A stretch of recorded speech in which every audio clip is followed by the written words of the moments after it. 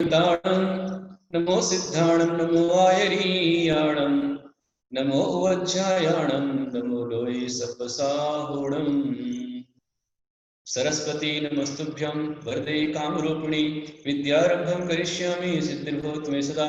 जय बोलो शेरंतान सिद्ध परमेष्टि भगवान की जय। वृषभादि वीरं शंकर भगवान की जय। पंच परमेष्टि भगवान की जय। अकंपनाचार्य शास्त्र महाराज की जय। श्री विष्णु कुमार महाराज की जय। गुरु राजा श्री गुरु सागर जी गुरुदेव की जय। गुरु राजा श्री गरुड़ जी गुरुदेव की जय। तीन कमलों कोटि मुराद की जय। अहिंसामय सनातन जैन धर्म की जय। रक्षाबंधन महापर्व की जय। आप सभी महान भावों के लिए मेरा बहुत सारा आशीर्वाद। अभी कल आ रहा है रक्षाबंधन महापर्व। ये महापर्व कब से शुरू हुआ इसे हम समझना चाहेंगे, और भी जितने लोग हैं उनको आप मैसेज कर देवें, सभी जुड़ करके लाभ लेवें। रक्षाबंधन महापर्व विशेष पर्व है और यह आज से लाखों वर्ष पूर्व 19वें तीर्थंकर भगवान मल्लीनाथ जी के समय से शुरू हुआ है। मेरा आपको सुनने में आ रहा है ना अच्छे से? ठीक है। 19वें तीर्थंकर भगवान मल्लीनाथ के समय से यह रक्षाबंधन महापर्व शुरू हुआ है। एक समय भगवान मल्लीनाथ के समय पर ही उज्जैन शहर में, उज्जैन अर्थात जहां पर उच्च कुल के जैन रहते थे, अच्छे जैन परिवार थे, ऐसे उज्जैन शहर में अकंपनाचार्य अपने 700 मुनिराजों के साथ विहार करते हुए उज्जैन में आए और उज्जैन शहर के नगर के बाहर जो उद्यान था उसमें आकर के ठहर गए। ठहरने पर उन्हें कुछ आभास हुआ और उन्होंने अपने शिष्यों से कहा कि आप सबको मौन रहना है। राजा यहाँ आए, मंत्री आए, प्रजा आए, कोई भी आए, सबको मौन पालन करना है।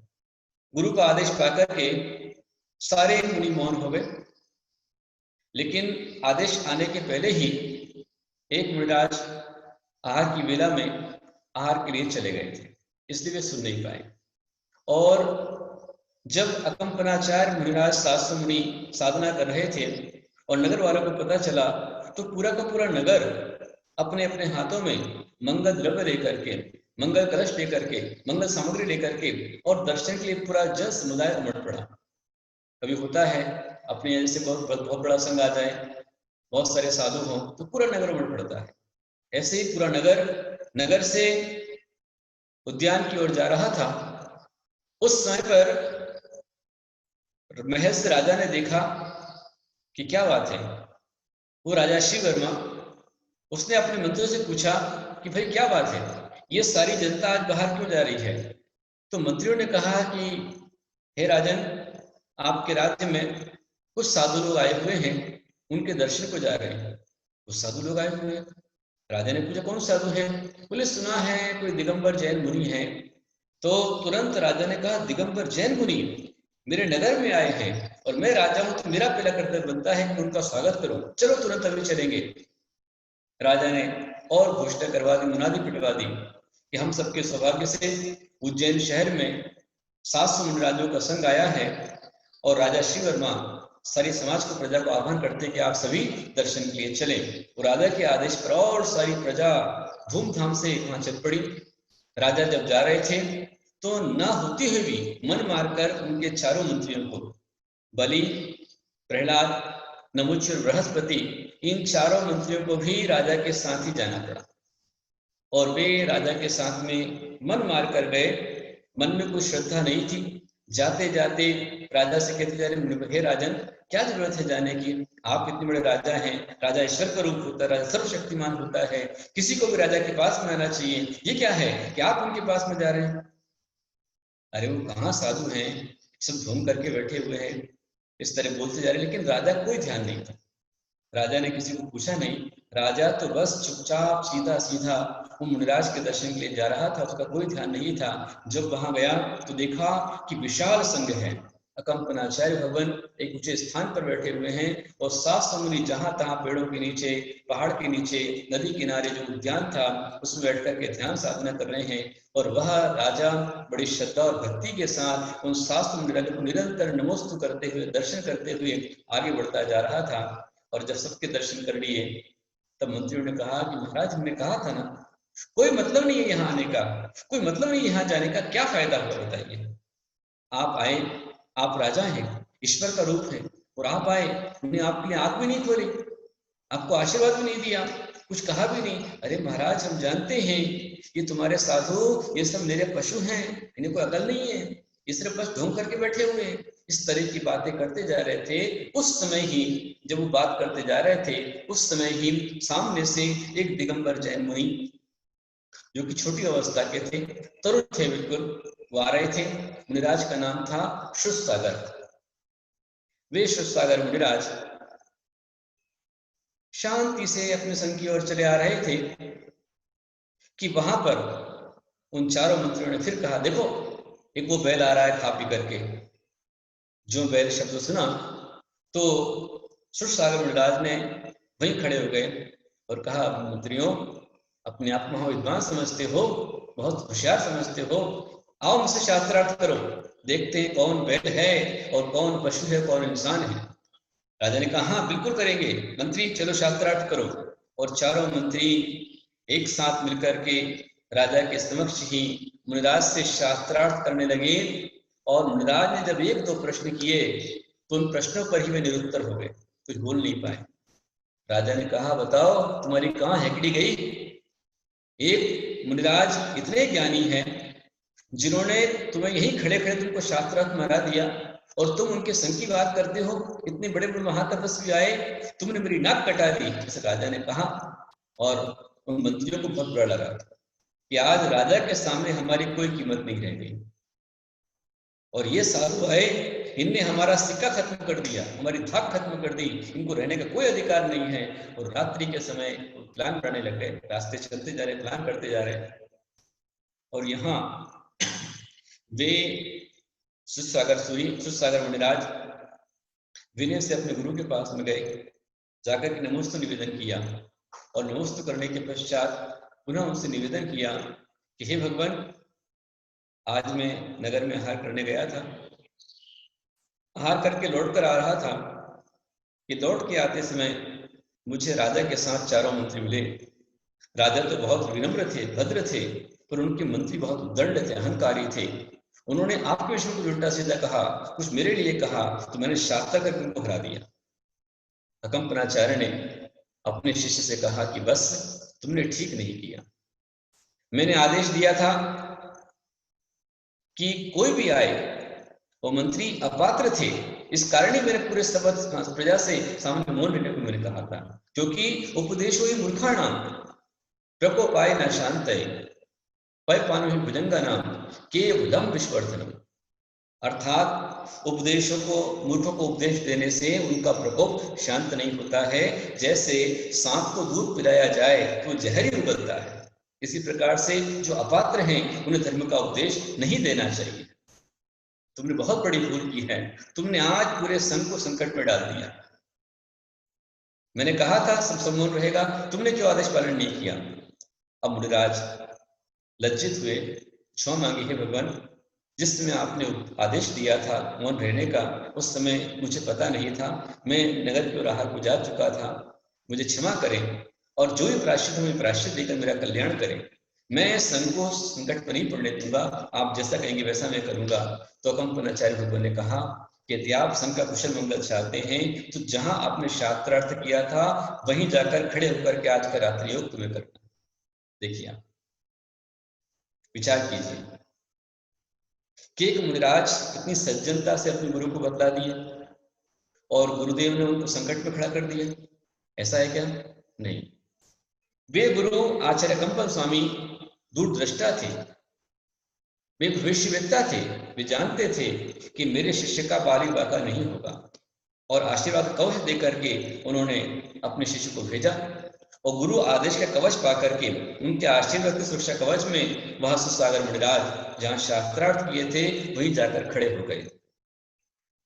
खड़े खड़े वे मुनिराज साधना कर रहे हैं और मध्य रात्रि में वे चारों मंत्री चुपचाप नकाब लगा करके, चेहरा ढक करके और गुप्त रूप में, छद्मवेश में अपने साथ में उन तलवारों को लेकर के शास्त्र मुनियों की हत्या करने के लिए, मारने के लिए अपने महल से निकले। किसी को बताया नहीं, चुपचाप निकल पड़े। और जब जा रहे थे तो वही रात्रि में, इस चांदनी रात में, दूर से उन्हें सुसागर सूर्य दिखलाई दी। सुसागर मुनि को देखते ही उन चारों मंत्रियों ने पहले कहा कि सबसे पहले इसे खत्म करते, इसने ही हमारा नाक कटाई थी, इसने मेरे साथ में झगड़ा किया था, इसको खत्म कर देते हैं, इसने हमारा अपमान किया है। और चारों मंत्री एक साथ में उन मुनिराज के ऊपर तलवार एक साथ मारने के लिए प्रयास हुए। जैसे तलवार उन्होंने उठाई चारों मंत्रियों ने, उस समय ही उस क्षेत्र के, उस उज्जैन शहर के जो क्षेत्रपाल जी थे, उनका आसन कंपायमान हुआ। तुरंत अवधि ज्ञान सिंह ने जान लिया कि यह कोई ना कोई दुष्ट है, ये चार मंत्री मुनिराज पर उपसर्ग कर रहे हैं और मेरे क्षेत्र में दिगंबर का उपसर्ग नहीं होना चाहिए।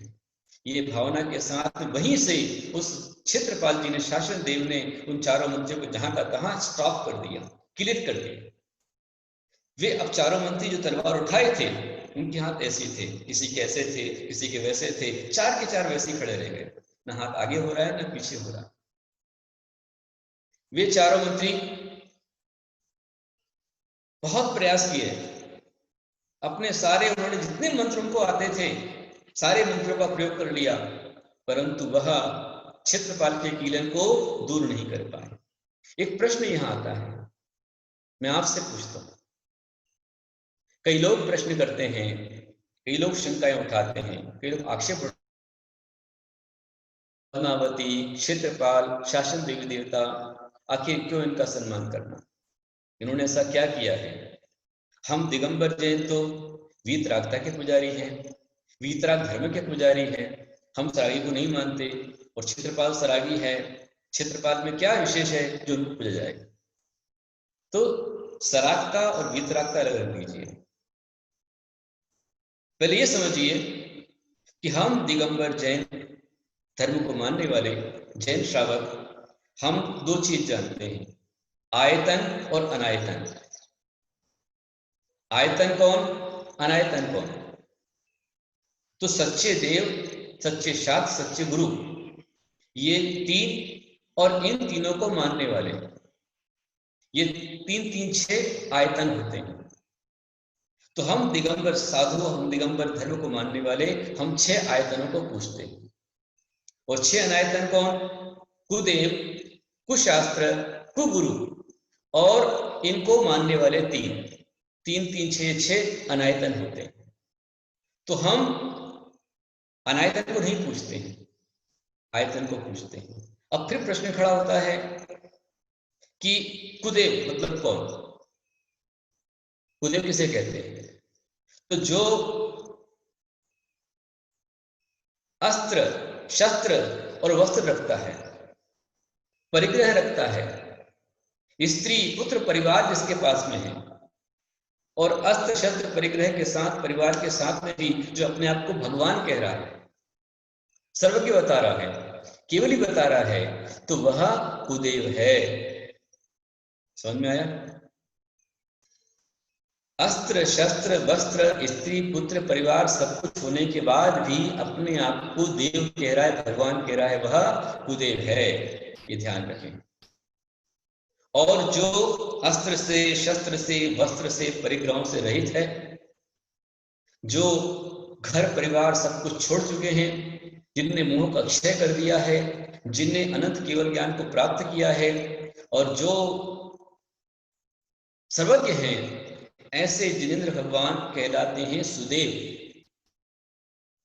और जो जिनेंद्र नहीं है, अरहंत नहीं है, फिर भी अपने आप को भगवान कहता है, वो है कुदेव। तो क्या पद्मावती क्षेत्रपाल अपने आप को भगवान कहते हैं क्या?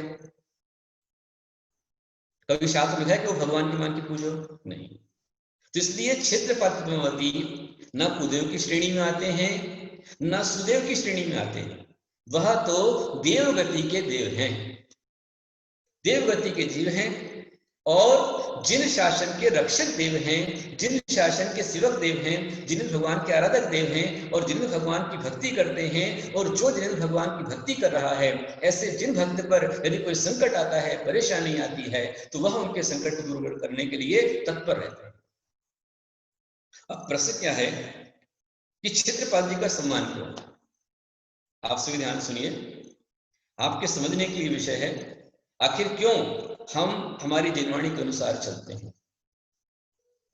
क्यों मेरे गुरुदेव ने मुझे 2005 में आर्य समाज संरक्षक का पद दिया? मैंने सोचा भी नहीं था। वो फरवरी 2005 का समय था, आज से 15 साल पहले, जब कुंथपुरी का महापंच कल्याणक था और 225 साधु वहां पर थे, हजारों लोग वहां पर थे, करीब 15 आचार्य वहां पर थे। इतने सारे मुनि आचार्यों के बीच में मुझे ही आचार्य भगवान ने आखिर क्यों ये पद दिया, मैं सोचता हूँ। और कल भी आचार्य श्री ने कहा, हमारे गुरु भाई देवनंद जी ने भी कहा और हमारे शिष्य ने भी कहा कि गुप्त नंदी चाहे चारों दिशा में चले जावे पर आर्ष मार्ग के लिए डटकर खड़े रहते हैं, तो उसमें समझौता नहीं करते हैं। ये सब गुरुदेव की कृपा है, उन्हें ही सिखाया है, उनका सीखा मैं करता हूं। तो मैं आपसे बात कर रहा था कि क्षेत्रपाल पद्मावती, इनका सम्मान हम क्यों करते हैं? देखिए, आप विचार कीजिए, सामान्य एक कॉमन सेंस, एक लोक व्यवहार की बात मैं आपसे कर रहा हूं। आप सोचिए, विचार कीजिए कि हमारे घर में हमारे बड़ील, हमारे माता पिता, हमारे बड़े, वह कहीं पर समय शिखर जी की यात्रा पर गए और वहां जाकर के अचानक माता पिता का स्वास्थ्य गड़बड़ हो गया, कुछ भी भयंकर परेशानी आ गई और प्राणों का संकट जीवन में आ गया कि प्राण बचेंगे नहीं बचेंगे। वे यहां आ नहीं सकते और आप वहां जा नहीं सकते। ऐसी स्थिति में आप आकुल व्याकुल हो रहे हैं, आप अपने माता पिता को बहुत दिल से चाहते हैं और ऐसी स्थिति में यदि कोई अनजान व्यक्ति सदाशयतावश, सज्जनतावश आपके माता पिता को सुरक्षित उनका ट्रीटमेंट करा देवे, डॉक्टर के पास में ले जाए और उनके प्राण बचाए, यदि और डॉक्टर कहता है कि यदि तुम इनको 5 मिनट में नहीं लेकर तो इनके प्राण निकल जाए, तुमने आज इनके प्राण बचाए। तो जिसने आपके माता पिता के प्राण बचाए, आपके माता पिता का जीवन बचाया, ऐसे उपकारी व्यक्ति के साथ में आप क्या व्यवहार करेंगे? बताइए। आप जो आपके माता पिता के जीवन को बचाने वाला है, आप उसका सम्मान करेंगे या अपमान करेंगे? सम्मान ही करेंगे ना, अपमान तो नहीं करेंगे ना। अब इसी प्रकार आप लगाइए कि हमारे गुरु, हमारे साधु हमारे लिए माता पिता है, ये हमारे जीवन के मार्गदर्शक हैं, हमारे जीवन के संरक्षक हैं। कुछ भी संकट आता है, हम गुरु को याद करते हैं, उनका आशीर्वाद पर हमारे काम हो जाते हैं, हमारे संकट दूर होते हैं। तो जो हमारे गुरु हैं और गुरु के ऊपर संकट आया, वो चारों मंत्री दिगंबर मुनि सुसागर मुनिराज को तलवार से मार करके खत्म करना चाहते हैं, उनकी हत्या करना चाहते हैं, उनके प्राण लेना चाहते हैं, उन पर अवसर कर रहे हैं, और अचानक क्षेत्रपाल जी ने आकर के उनके प्राण बचाए, उनके जीवन को बचाया, उनके अवसर को दूर किया। तो वो जो क्षेत्रपाल जी हैं, जिन्होंने साधु का अवसर को दूर किया, वो क्षेत्रपाल जी का आप सम्मान करेंगे कि अपमान करेंगे? विचार करें। जिस माता पद्मावती ने, धर्मेंद्र देव ने 700 मुनिराजों का अवसर को दूर किया, अकलंग स्वामी का अवसर को दूर किया, और तो और छोड़िए, जब हमारे तीर्थंकर भगवान पार्श्वनाथ पर भीषण अवसर गा रहा था और 7 दिन तक भीषण अवसर भी चलता रहा, कमठ अपनी मनमानी करता रहा, ओले शोले पत्थर पानी सब बरसाता रहा, और जैसे ही धर्मेंद्र देव का आसन कंपायमान हुआ, पद्मावती जी को पता चला कि हमारे जो उपकारी हैं, हमारे आराध्य भगवान हैं, उनको अवसर गाया हुआ है। तुरंत पद्मावती धर्मेंद्र वहां पर आए। पद्मावती माता ने वहां पर आकर के भगवान पार्श्वनाथ को अपने मस्तक पर धारण कर लिया, फण पे धारण कर लिया, और उनके ऊपर और धर्मेंद्र देव ने अपना फणा तान दिया, और पद्मावती माता ने जोर से आवाज लगाई, चिल्लाई, डांटा उस कमठ को, और कमठ पद्मावती माता की आवाज को सुनकर के, उनके डांट को सुनकर के माया समेट करके भाग गया, भगवान का अवसर दूर हुआ। तो जिनने हमारे भगवान का अवसर दूर किया, अवसर का परिहार किया, ऐसे धर्मेंद्र पद्मावती वो सम्मान के पात्र हैं कि अपमान के पात्र? सोचिए। विचार करें। एक सामान्य ज्ञान, लोक व्यवहार, जिनने हमारे तीर्थंकर, हमारी सतियों, हमारे मुनिराज, हमारी आर्यका माता जी आदि आदि महापुरुषों के जीवन के उत्सर्ग को दूर किया है, जीवन की रक्षा की है, संकट का निवारण किया है, ऐसे चित्त पद्मावती किसी भी काल में, तीन काल में वह अपमान के पात्र नहीं हो सकती, वो सम्मान के पात्र है। इसलिए हमारे शासन में, हमारे ग्रंथों में आचार्यों ने कहा है कि शासन देवी देवता पद्मावती, क्षेत्रपाल, इनकी हमें स्थापना करनी चाहिए और इनका सम्मान करना चाहिए। और आज से लगभग ये समझ लीजिए कि 50-60 साल पहले तक ये प्रश्न नहीं थे कि इनको पूजना कि नहीं पूजना, बल्कि हम देखें तो संपूर्ण भारत में, चाहे वह मध्य भारत हो, मध्य प्रदेश, चाहे वो पूर्वी भारत हो, उत्तर हो, दक्षिण हो, पश्चिम हो, गुजरात, कर्नाटक, महाराष्ट्र, कहीं पर भी आप चले जाइए, दिल्ली में आप चले जाइए, मध्य प्रदेश में नैनागिर जी, सोनागिर जी, कुंडलपुर जी, आहार जी, पुरा जी, देवगढ़ जी, चंदेरी, जितने प्राचीन तीर्थ क्षेत्र हैं, जितने प्राचीन 500-1000 साल पुराने मंदिर हैं, 52 गजा में आप देख लीजिए, तो सब जगह पर हमारे आचार्यों ने तीर्थंकर भगवान की मूर्ति के साथ में हमेशा वहां पर उनके शासन देवताओं की स्थापना कराई है। यदि उनका स्थान हमारे जैन शासन में नहीं होता तो हमारे आचार्य उनकी स्थापना नहीं कराते। उनकी स्थापना से हमारी वीतराग भक्ति में कोई दोष नहीं पड़ता, बल्कि उनका सम्मान करने से हमारा सम्यक दर्शन और दृढ़ परिपुष्ट होता है।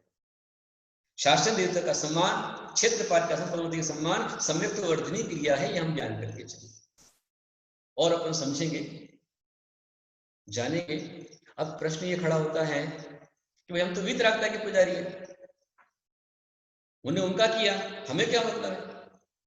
ये ध्यान रखें, इस ढाई द्वीप में, मध्यलोक में ऐसा तिल मात्र भी स्थान नहीं है जहां पर व्यंतर देवों का वास नहीं है।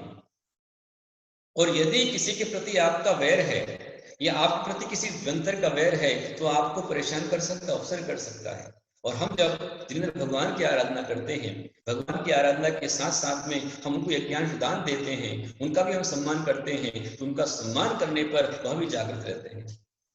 जैसे उज्जैन शहर के जो राजा शिववर्मा थे, वो मुनि भक्त थे, वो जागृत थे।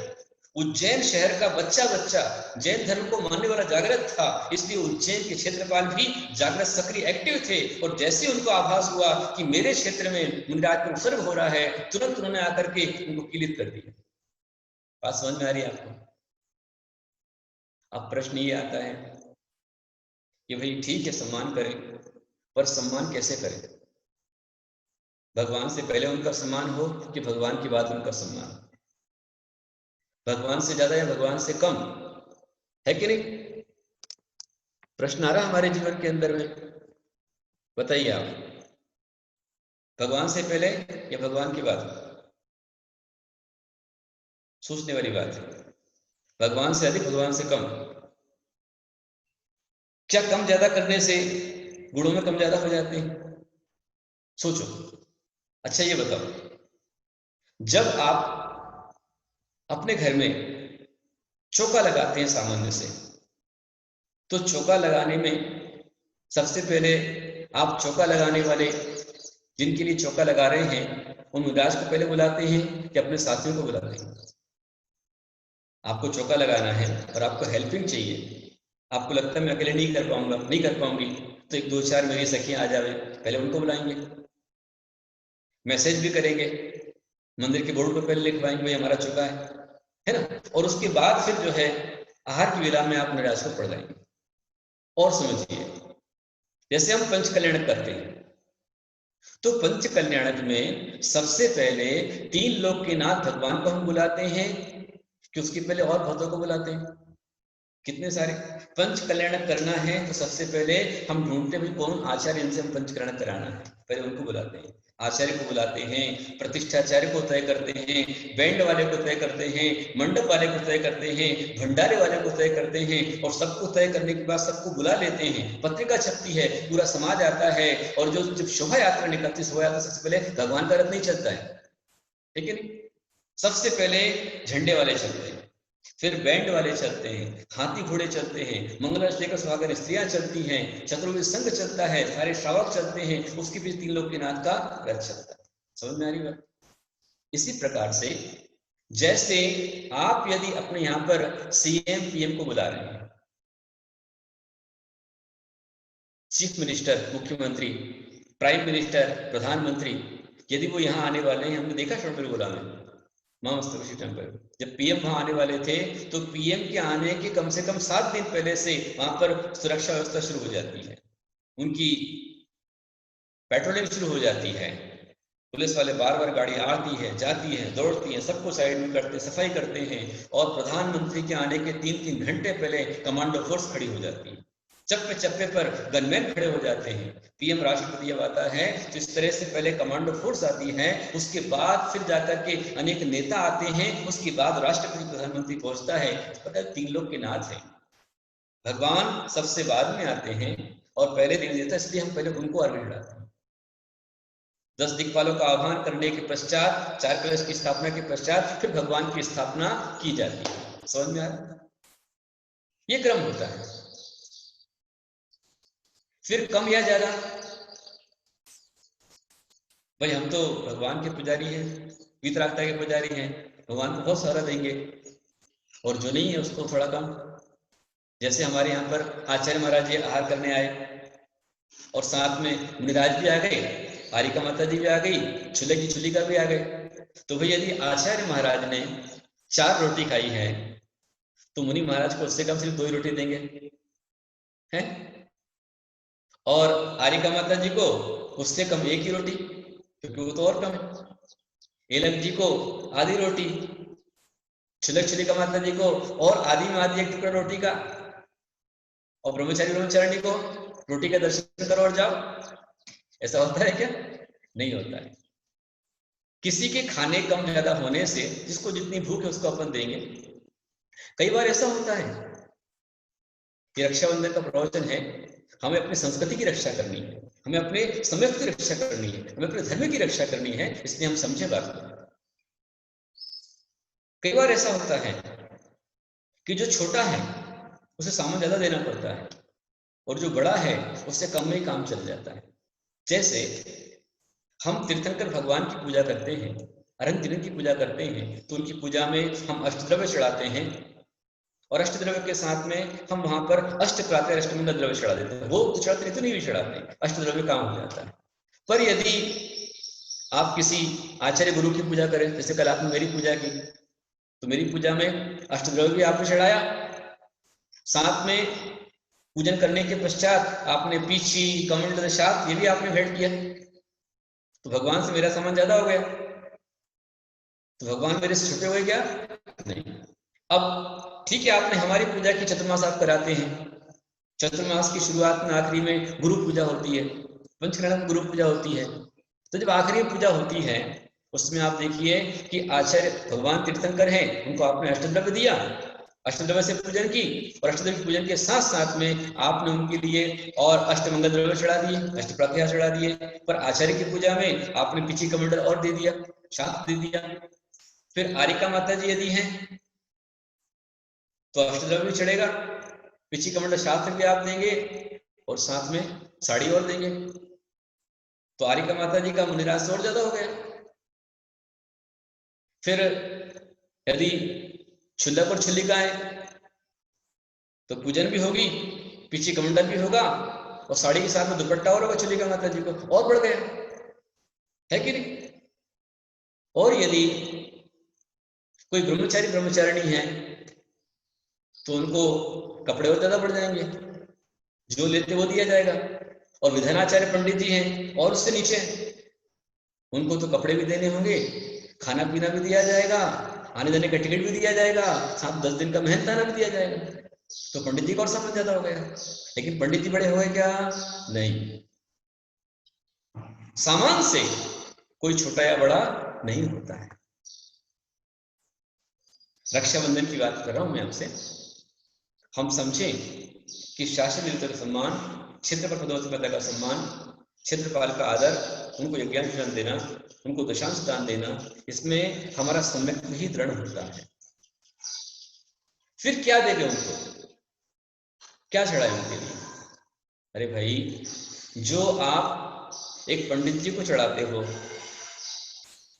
जो आप एक विद्वान को देते हो, जो आप अपने घर में अपने माता पिता को आप देते हो, क्योंकि वो गृहस्थ हैं। देवी देवता जो भी हैं, पद्मावती क्षेत्रपाल हैं। कोई कहता है कि पद्मावती और क्षेत्रपाल ये मिथ्या दृष्टि है। उनका कहना सर्वथा गलत है।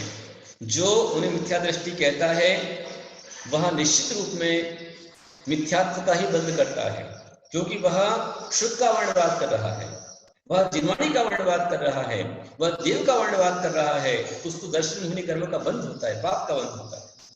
हमारे आचार्य भगवान कहते हैं कि जो भी क्षेत्रपाल पद्मावती यक्ष यक्षिणी तीर्थंकर भगवान के समूह शरण में बैठे होते हैं, 12 सभा के अंदर होते हैं, तो 12 सभा वही जा सकता है जो सम्यक दृष्टि हो। मिथ्या दृष्टि कोई भी भगवान के समूह शरण में भगवान भी हो तो नहीं जा सकते। जैसे भगवान महावीर स्वामी का जीव जिस समय मरीचि कुमार की पर्याय में था, मुनि अवस्था में था, भगवान के समोषण बैठा था और आधी बात उसने सुनी कि मैं भी तीर्थंकर बनने वाला हूं, उतने में उसको मान आ गया, अहंकार आ गया। और जैसे ही मान कषाय का उदय उसको आया, मिथ्यात्व का उदय आने के पहले पहले ही मरीचि कुमार भगवान के समोषण से बाहर चला गया। और फिर लगभग ये समझ लीजिए कि एक कूड़ा कूड़ी सागर काल तक वह संसार में भटकते रहे। फिर जब समृद्ध हुआ, अरहंत बने, तो ही समोषण में गए। तो भगवान भी क्यों ना हो, यदि उनके मिथ्यात्व का उदय है तो भगवान के समोषण में नहीं जा सकते।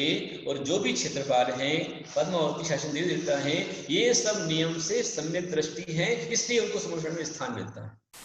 और हमारा जो जिन मंदिर है ये समोषण का प्रतीक है। इस कारण से हमारे आचार्य कहते हैं कि वो सम्यक दृष्टि उनका सर्टिफिकेट पक्का है, पर हमारा क्या?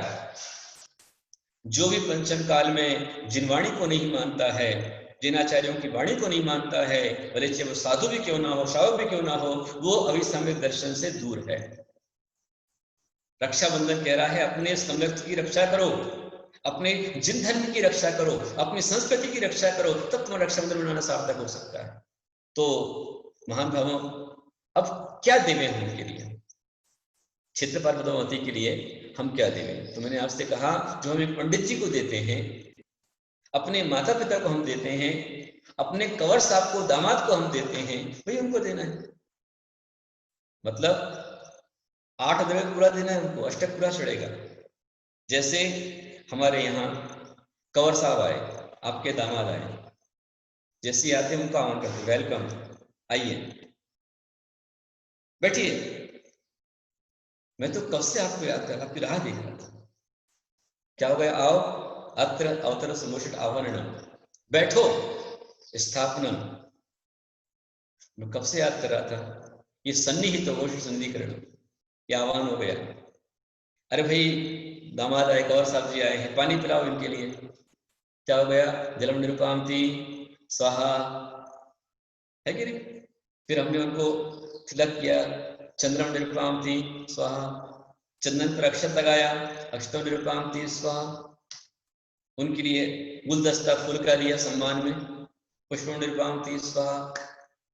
फिर खाना भी खिलाया, भोजन कराया, नैवेद्य निरुपामती स्वाहा, है कि नहीं? उनको दीपक से आरती उतारी उनकी, कंवर साहब आए बारात में, जब आते पहली बार तो दीपम निरुपामती स्वाहा। फिर उनके लिए परफ्यूम लगाया, सेंट दिया, सब छिड़का पूरे सब लोगों को। ये हो गया आपका धूपम निरुपामती स्वाहा। और फिर आपने उनको फल खाने को दिए, फल निरुपामती स्वाहा। अर्घ्य चढ़ाया, उनके लिए कपड़े दिए, सामान दिया, पैसा दिया, अर्घ्यम निरुपामती स्वाहा। आने जाने किराया और दिया, जब जा रहे हैं तो वही लोग साथ में।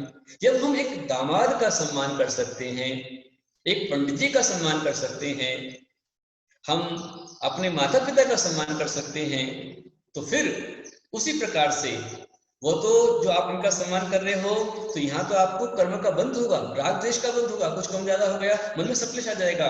पर यदि हम शास्त्रीय देवता का सम्मान करते हैं, पद्मावती क्षेत्रपाल जी का सम्मान करते हैं, तो इनका सम्मान करने से हमारे ही मिथ्यात्व का नाश होता है, सम्यक वर्धनी क्रिया इससे होती है, और हम जब उनके अच्छे काम का उनको अनुमोदन करते हैं तो वह गुण हमारे अंदर भी आते हैं, क्योंकि उन्होंने धर्म की रक्षा की है, उन्होंने मुनियों की रक्षा की है, सतियों की रक्षा की है, तीर्थंकरों की रक्षा की है, आचार्यों की रक्षा की है। इस कारण से वह हमारे आदर के पात्र हैं, हम उनका सम्मान करें, ये हमारा रक्षाबंधन पर्व कहता है।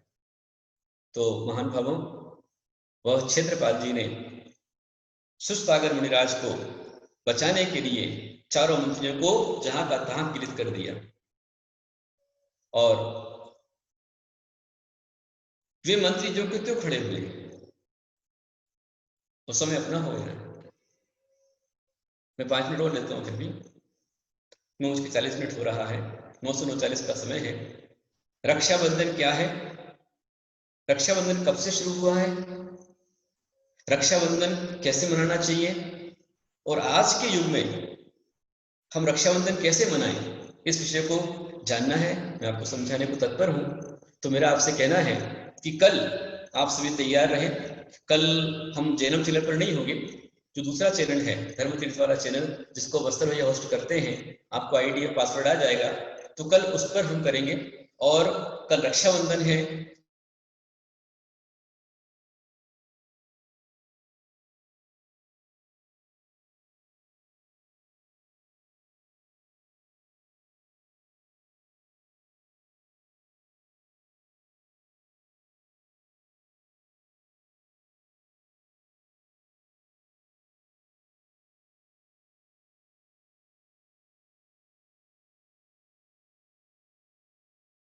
होगा, उसका लाइव प्रसारण भी चैनल के माध्यम से रहेगा, तो आप उसका लाभ लेंगे। कल हम ठीक सवेरे 7:15 बजे से तैयार रहें।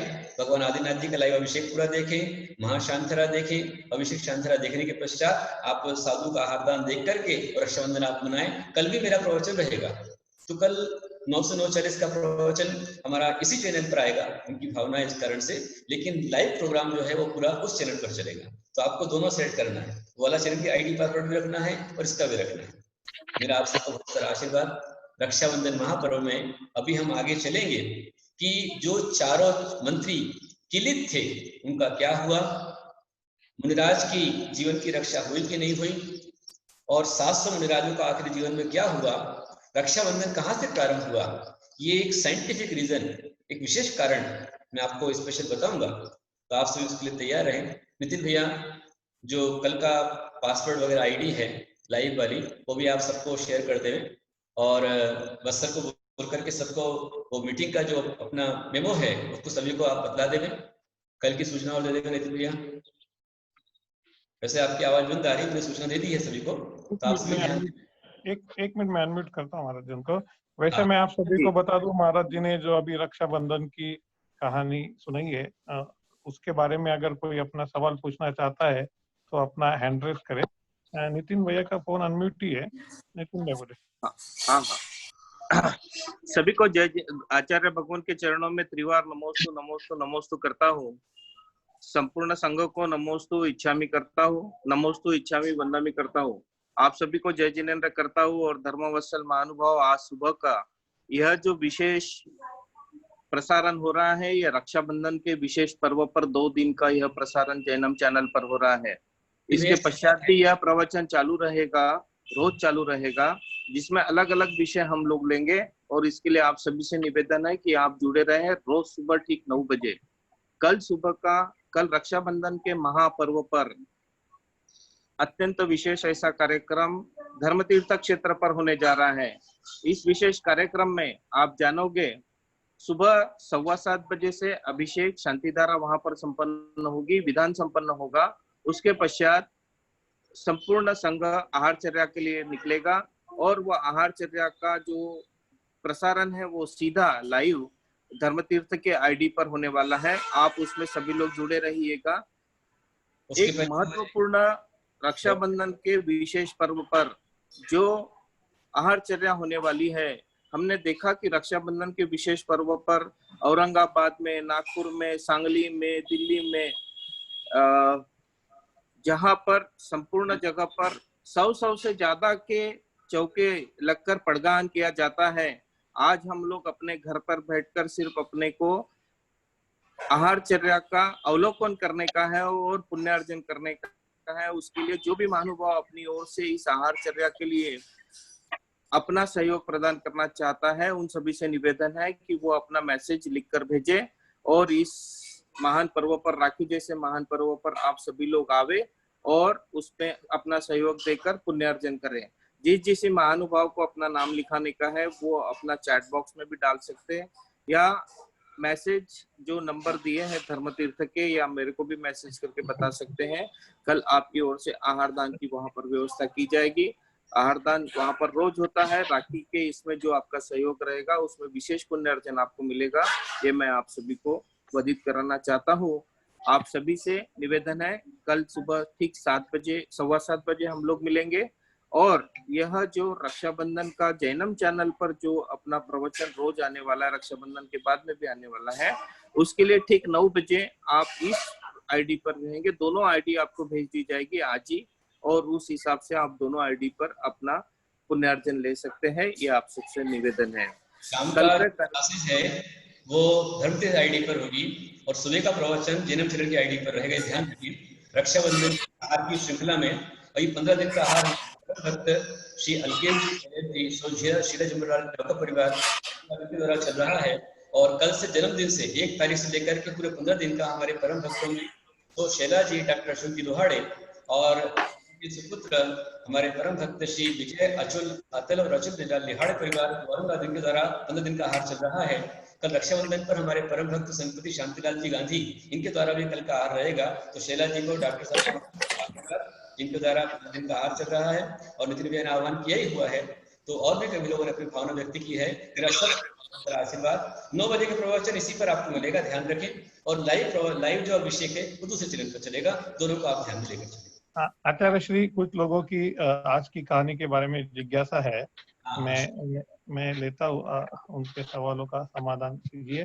आइए हम चलते हैं धीरज जी कासलीवाल। धीरज जी अपना फोन अनम्यूट करें। धीरज जी कासलीवाल, औरंगाबाद। नमस्ते गुरुदेव। नमस्ते, आशीर्वाद, आशीर्वाद। गुरुदेव, एक प्रश्न था कि जैसे अभी कभी हमको सूतक या फिर वृद्धि आती है तो हम देख सकते क्या पारस गुणवाणी पे या फिर ऐसे मोबाइल पे वगैरह? कोई दिक्कत नहीं है। सूतक वृद्धि वगैरह हो उसमें आप कर नहीं सकते हो, पर देखने में कोई दिक्कत नहीं है। आप भगवान के दर्शन भी कर सकते हो, आहार को देख सकते हो, अपनी शक्ति के अनुसार उस अभिषेक और आहार दान में शामिल भी हो सकते हो। उसमें भी दान देने में कोई दिक्कत नहीं है। अगला शिरीष जी पाटनी, औरंगाबाद। शिरीष जी पाटनी, औरंगाबाद। अनम्यूट करिए, आपका आवाज नहीं आ रही है। शिरीष जी। नमस्ते गुरुदेव। हाँ बोलिए। हाँ, मेरा ये प्रश्न है, विष्णु कुमार मुनि ने कौन सा पुण्य करा था जो उन्हें वित्तीय रिद्धि मिली थी? वो अपने वामन भट्ट में 3 कदम में पूरे पृथ्वी को नाप लिए थे उन्होंने। ये विषय कल के प्रवचन का है, तो कल आप उसमें सुनेंगे तो पूरा मालूम पड़ेगा कि कौन सा पुण्य किया था। अभी कल का थोड़ा एपिसोड हमारा बाकी है। हाँ, मैं लेट ज्वाइन किया गुरुदेव। हाँ, बता दूंगा मैं। आशीर्वाद। अगला प्रश्न है संजय जी पहाड़े। संजय जी अपना वीडियो स्टार्ट करें। संजय जी पहाड़े,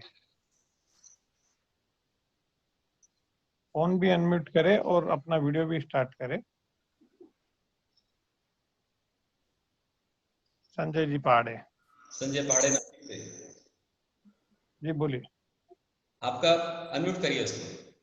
फोन अनम्यूट करिए और मास्क भी निकाल लीजिए। संजय जी, आपकी आवाज नहीं आ रही है। संजय जी पहाड़े, नासिक। फोन अनम्यूट करें संजय जी, वहां से बोलिए। नमस्ते गुरुदेव। बहुत सारा